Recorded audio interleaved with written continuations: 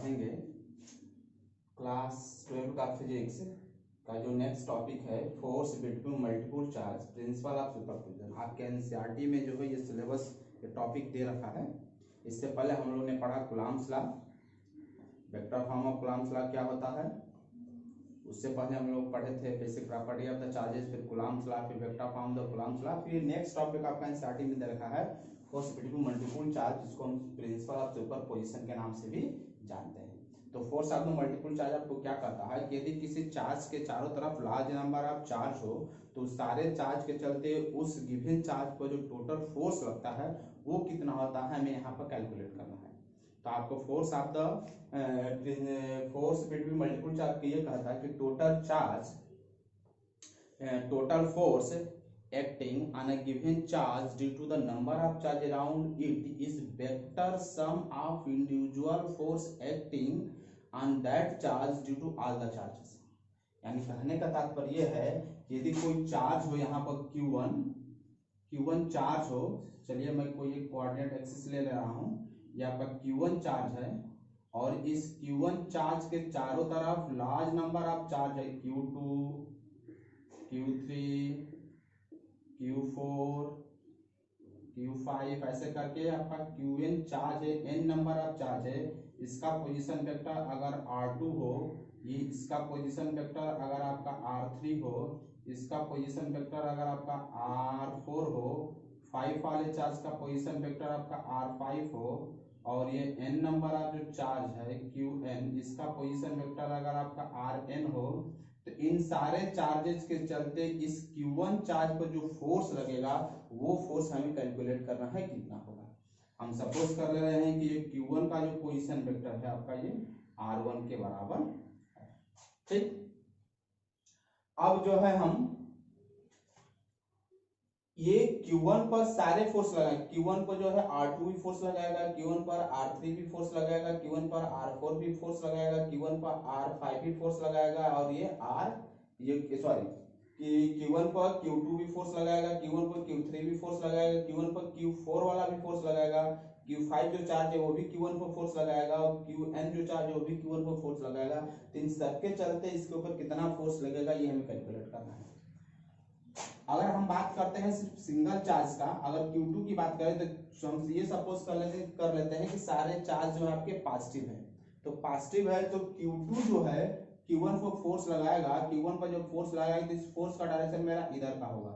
इस फोर्स को हम बोल सकते हैं F12 किस लिए कि Q2 पर फोर्स लग रहा है किसके चलते, Q1 पर फोर्स लग रहा है किसके चलते, Q2 पर। तो जिसको फोर्स लगता है उसको पहले और जो फोर्स लगाता है उसको बाद में। ये याद करने का तरीका है कि force on Q1 due to Q2। तो Q1 को फोर्स लग रहा है इसलिए 1 पहले, Q2 द्वारा फोर्स लग रहा है इसलिए 2 बाद में। इसी तरह हम सबके साथ कर लेंगे। ठीक, तो जो टोटल फोर्सेज होता है वो क्या होता है, आइए इसको हम देखते हैं। ये आपका एक्स एक्सिस हो जाएगा, ये ओरिजिन हो जाएगा, ये वाई एक्सिस हो जाएगा। ओके, तो कहेंगे consider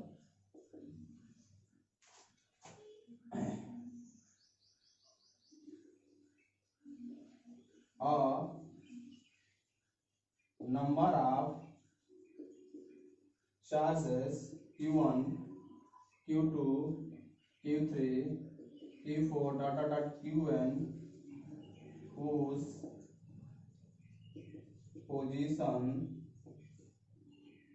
vector are R1, R2, R3 Rn respectively। Let Q1 Q2 तो हो गया आपका, Q1 को यहां से हटा दीजिए, R1 को यहां से हटा दीजिए। Let Q1 be the charge whose position vector is R1। हमने सपोज कर लिया कि Q1 चार्ज है जिसका पोजीशन वेक्टर R1 है और इसके चारों तरफ कई नंबर ऑफ चार्जेस हैं Q1, Q2, Q3, Qn और उसका पोजीशन वेक्टर आपका क्या है R1, R2 और Rn है। अब हमें कैलकुलेट करना है कि इस R2, R3, R4, R5, Rn के चलते इसके ऊपर कितना फोर्स लगेगा। तो टोटल फोर्स लिखेंगे, total force acting on Q1 on charge Q1 due to number of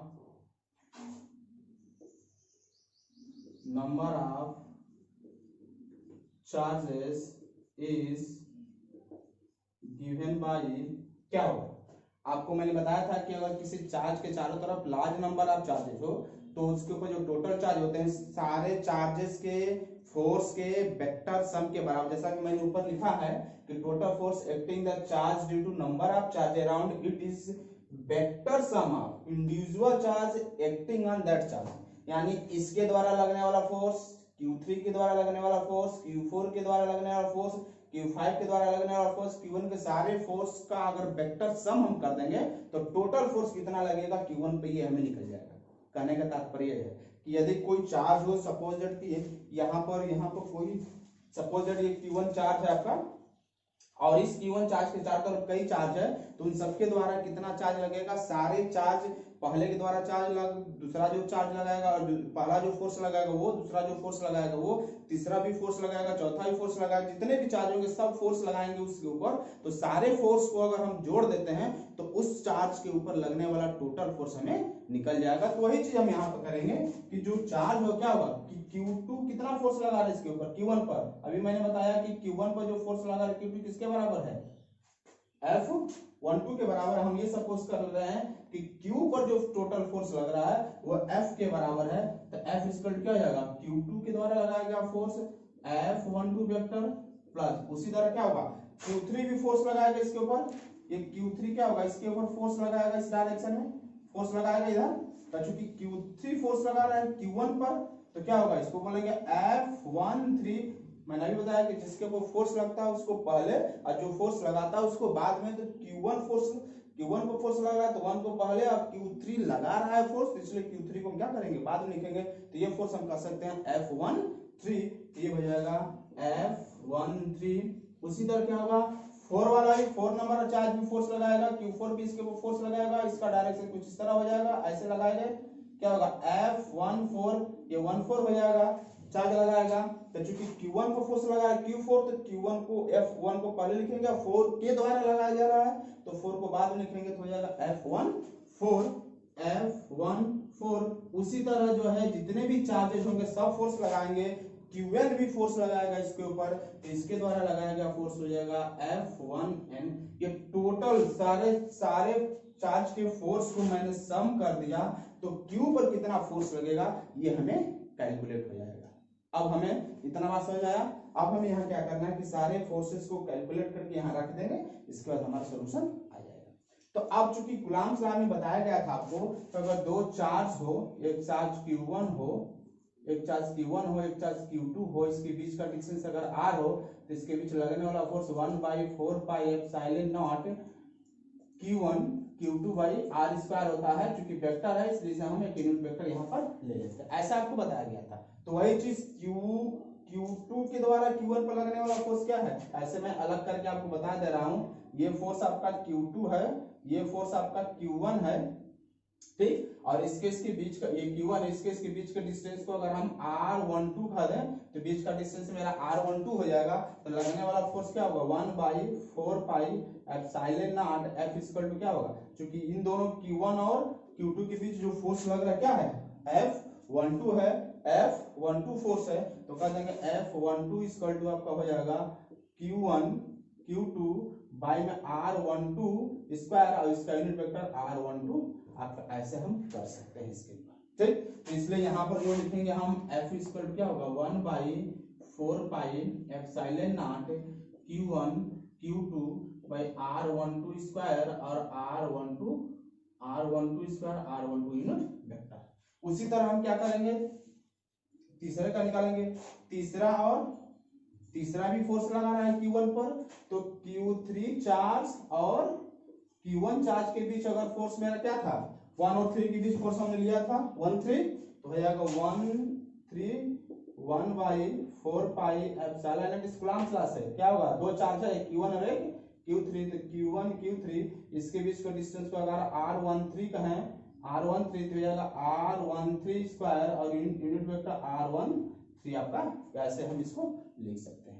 ठीक, यहाँ पर जो फोर्स लगेगा हमारा हो जाएगा 1/4 pi epsilon not Q1 Q3 by R13 square और R13 वेक्टर। उसी तरह सबके द्वारा निकालेंगे, आप Q4 के द्वारा, Q5 के द्वारा, Q6 के द्वारा, जितने भी चाहे सबके द्वारा निकालने लिख कर यहाँ पर रखेंगे और लास्ट वाला हम लिख देंगे Qn के द्वारा लिखेंगे तो क्या हो जाएगा 1/4 pi epsilon not Q1 Qn। यहाँ पर क्या है 1 और n के बीच चार्ज लगेगा, इसलिए 1 और Qn बाई में यहाँ पर हो जाएगा R1n स्क्वायर और unit vector R1n unit vector इस तरह हो जाएगा। यहाँ तक बात समझ में आया। अब हम क्या करेंगे, इसमें लिख सकते हैं इसको। देखिए इसमें कुछ टोटल फोर्स हमारा ये है, टोटल फोर्स हमारा F किसके बराबर हो जाएगा, टोटल फोर्स जो मेरा F होगा कुछ कॉमन होने वाला यहाँ पर है 1/4 pi epsilon 0, 1/4 pi epsilon not और 1/4 पाई एप्सिलॉन नॉट ये कॉमन है, हम ले लेंगे 1/4 पाई एप्सिलॉन नॉट और ब्रैकेट में हम क्या लिख देंगे Q1 Q2 बाई ये हो जाएगा। देखिए Q1 भी सब में कॉमन है, Q1 एक ही बार Q1 को भी यहाँ से निकाल लिया जाए बाहर, एक Q1 हो जाएगा तो आपको बच जाएगा Q2 बाई में R12 square unit vector R12, फिर यहाँ पर आपका बच जाएगा Q3 R13 square unit vector R13 और डॉट Qn बचेगा R1n square unit vector R1n, ऐसे आपका बचेगा, यहाँ पर बचेगा। और इधर से लास्ट में हम क्या करेंगे, यहाँ पर ऐसे ब्रैकेट क्लोज कर देंगे। अब आपका हो जाएगा F इक्वल टू, अब इसको हम लिखेंगे सिग्मा लगाकर। ठीक, तो सिग्मा लगा कैसे लिखेंगे, इसको ऐसे लिख सकते हैं Q1 4 pi epsilon not sigma I equal to 1 to n क्या होगा, सॉरी आज जब भी हम सिग्मा लगाते हैं तो हम देखते हैं कि वैल्यू हमारा कहां से कहां तक वेरी कर रहा है। तो हम यहाँ पर देख रहे हैं जो वेरी करता है उसी के लिए बस उसी का बस नोटेशन आई रखते हैं, जो कांस्टेंट रहता है उसका नोटेशन हम नहीं रखेंगे। जैसे यहाँ पर क्या है 2 से स्टार्ट है 2 3 4 5, इसलिए आई का वैल्यू 1 से ना लेकर कहां चलेंगे 2 और कहां तक गया n तक गया है, तो लोवेस्ट में जहां से स्टार्ट होता है उसको लोअर में लिखते हैं और जो जहां तक मैक्सिमम कह रहा था उसको हम अपर में लिखते हैं। तो हमारा स्टार्टिंग 2 से है इसलिए I इक्वल टू 2 और मैक्सिमम क्या है n के पास, इसलिए आपका हो जाएगा n। यहाँ पर कर देंगे QI, ये आपका हो जाएगा R1, 2 से स्टार्ट है 2 3, ये 1 को नहीं चेंज करेंगे क्योंकि 1 मेरा कांस्टेंट हर सब में कॉमन है, तो आपका सब में, इसलिए इसमें किसी प्रकार का कोई चेंजिंग उसकी जगह I नहीं रखेंगे, जो वेरी करता है उसी की जगह I रखते हैं। जैसे 1 2 3 ये वेरी कर रहा है, ऊपर भी 1 2 3 वेरी कर रहा है, इसमें रखेंगे ये 1 1 1 सब में, तो इसके लिए I रखने की जरूरत नहीं है।